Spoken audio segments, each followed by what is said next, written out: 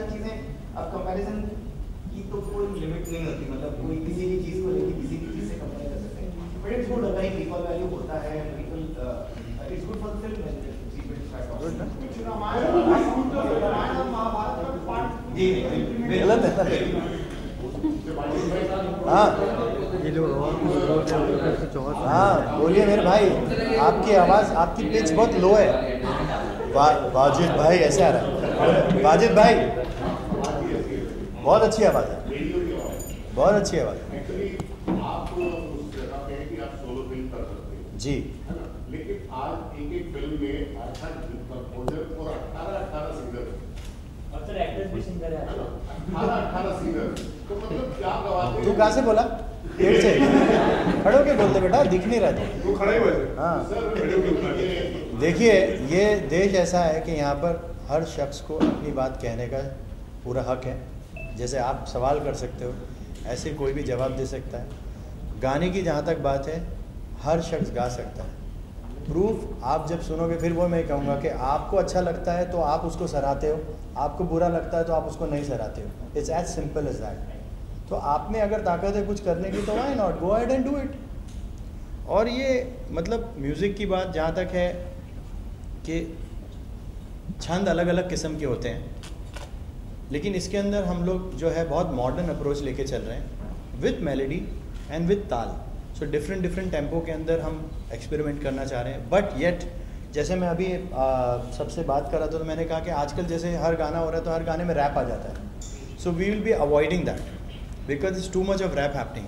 सो इस तरीके से गाना हम लोग ज़्यादा करके एक जो इंटरनेशनल हार्मनी स्टाइल है उस स्टाइल को लेके हम लोग अप्रोच कर रहे हैं, तो बहुत अच्छा होगा। तो इसमें जैसे आपने कहा कि 18 सिंगर होते हैं, 18 सिंगर तो नहीं होंगे, लेकिन अगर 5 सिंगर गा रहे हैं तो पाँचों एक जैसे साउंड करेंगे। तो ये क्वालिटी मैं ऐसा प्रोड्यूस करना चाह रहा हूँ कि जिसके अंदर जो जो सिंगर्स आए वो एक सिंगर्स अपनी एक अलग से छाप देके जाए। और एक रोमांटिक गाना है जो आज हम रिकॉर्ड कर रहे हैं, जो राहत भाई गाने वाले हैं। उनकी फ़्लाइट थोड़ी डिले हो गई तो रात को लेट पहुँचेंगे, तो मोस्ट प्रॉब्ली टुमारो और day after tomorrow will be recording that. So after coming back, मतलब जो इंडिया उन्होंने आना शुरू किया उसके बाद ये पहला गाना होगा उनका। So I hope that this works and he is very excited. So जो एक कलाकार और जो आर्टिस्ट की जहाँ ज़रूरत है, जहाँ तक कि अच्छे आर्टिस्टों की बात है, we are trying to use best of artist and young artist as well.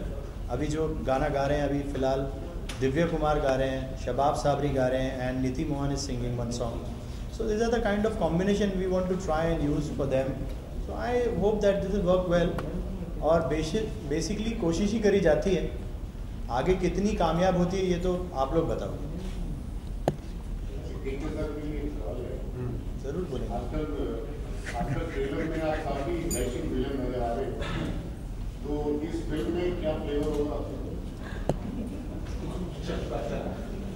यार या तो आप लोग ने पेंटर बनाते हो, कोई शेड वेड के बारे में बात करते हो, या आप कुक बनाते हो, फ्लेवर पूछते हो। अच्छा रहने वाला ये प्रेडिक्शन आप सर इससे वो सारे मिथ टूट जाएंगे। मतलब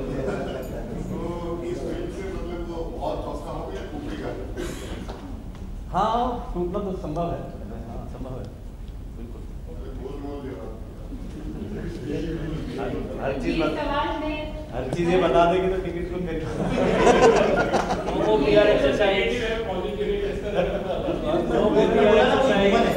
कहा ह्यूमर पॉजिटिव भी होता है, नेगेटिव भी होता है, अपने मैनिपुलेशंस खुद करना जानता है।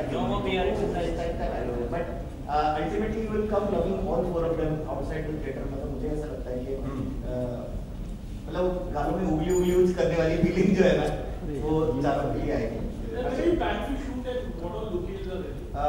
to shoot in October, 15th October we starting the shoot.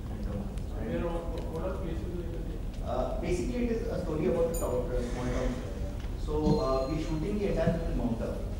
And Mount Abu में आज तक कोई भी फिल्म, एक फिल्म कयामत से कयामत तक जिसमें सिर्फ जिक्र हुआ था उसका, but वो शूट वहाँ पे हुई नहीं थी.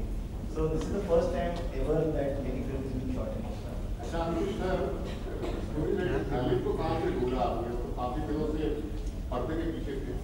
सर ये बचपन से मेरे साथ जुड़े। 2000 में मैं एक असिस्टेंट हुआ करता था। अंदर की बात बताएं। उनको सही कहा, अंदर की बात बताएं। 2000 में मैंने अपना करियर एज एन असिस्टेंट शुरू किया था अधिकारी ब्रदर्स में। वहाँ पे ये लिखते थे और इनको भी ना वो पूरे हेड चाल में वहाँ पर जो 4 सीरीज थे उसमें से एक असिस्टेंट डालने लगता था उस टाइम पे। सो जब मैंने अपनी पहली फिल्म बनाई भिंडी बाजार, सो गालिब भाई ने मुंबई मिरर भी उसी ने लिखी, तो बाय डिफॉल्ट बट नहीं मेरा जो पूरा बैकबोन है तो मुझे अच्छा डायरेक्टर माना जाता है। उसमें मुझे लगता है कि मेरी स्क्रिप्ट जो है वो सबसे ज़्यादा अहमियत रखती है, चाहे वो भिंडी बाजार हो या मुंबई मिरर। तो शॉर्ट टेकिंग गड़बड़ हो सकती है लेकिन स्क्रिप्ट गड़बड़ नहीं हो सकती। तो स्क्रिप्ट जितनी अच्छी रहती है वो मैं इसके इनके ऊपर बहुत ज़्यादा रखा है। राइटर को कितना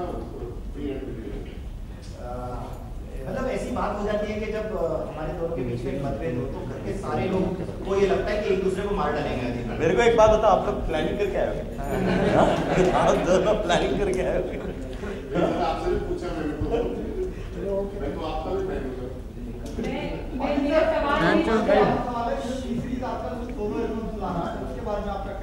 सवाल कौन सिंगल वीडियो आते हैं, म्यूजिक वीडियो आते हैं। अच्छा, सिंगल जी जी, उसके ऊपर क्या कहना चाहते हैं? ये ट्रेंड के बारे में आपको क्या कहना है?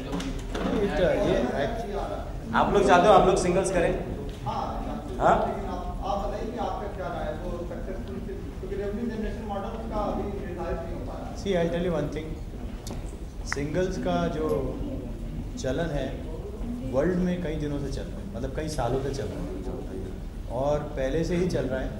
बल्कि हमारे यहाँ एल्बम 90s के अंदर जब हमने फर्स्ट एल्बम किया था दीवाना एल्बम, सोनू निगम गाए थे जिसमें, तो उस टाइम पे मतलब एल्बम्स का दौर शुरू हुआ था वापस से, because that I think we produced in 97-98 and उसके बाद एक कुछ सालों तक म्यूज़िक एल्बम चला था, पैरेलल म्यूज़िक इंडस्ट्री चली थी। उसके बाद बिल्कुल फिल्म म्यूज़िक ने टेक ओवर कर लिया। अब एक अच्छी चीज़ है, मुझे ऐसा लगता है कि ये दौर बहुत अच्छा है बिकॉज इंडिविजुअल आर्टिस्ट जो हैं जो फिल्म में काम नहीं कर सकते या फिल्म में किसी तरीके से, बिकॉज फिल्म का जो विंडो है बहुत स्मॉल हो गया है, बिकॉज एक फिल्म में 3 ही गाने 4 गाने रहते हैं तो हर आदमी काम नहीं कर सकता।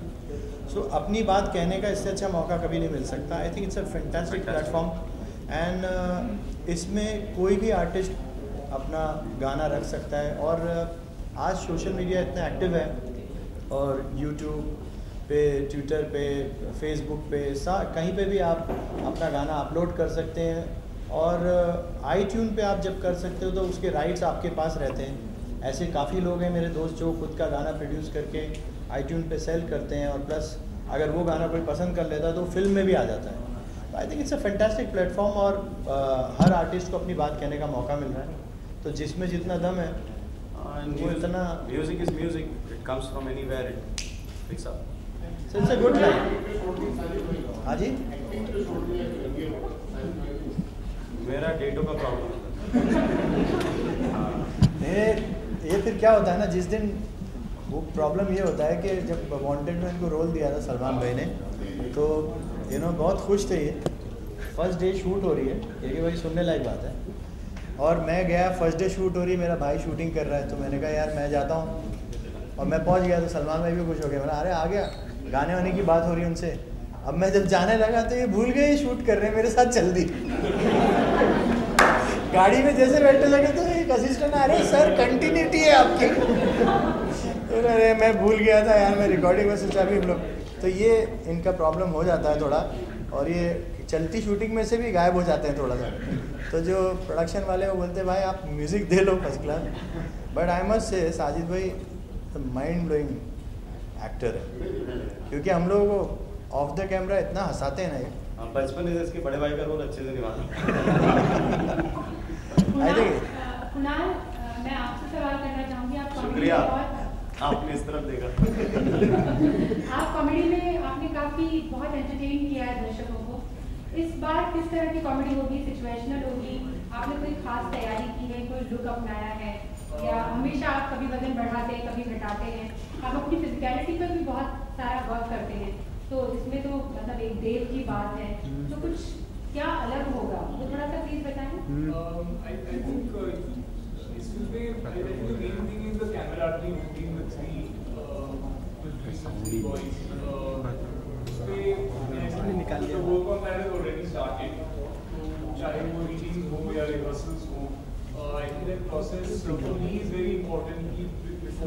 know, some actors like to get into straight away, but maybe I like the rehearsal process. I like the process of reading and rehearsing. So I'm hoping that we get to know that, because a lot of the comedy you are getting is going to come from the chemistry between the three boys, and that you cannot face that. You know, that needs to be real in some sense. तो shooting से पहले कुछ workshop वगैरह करने का? हाँ, workshop, party.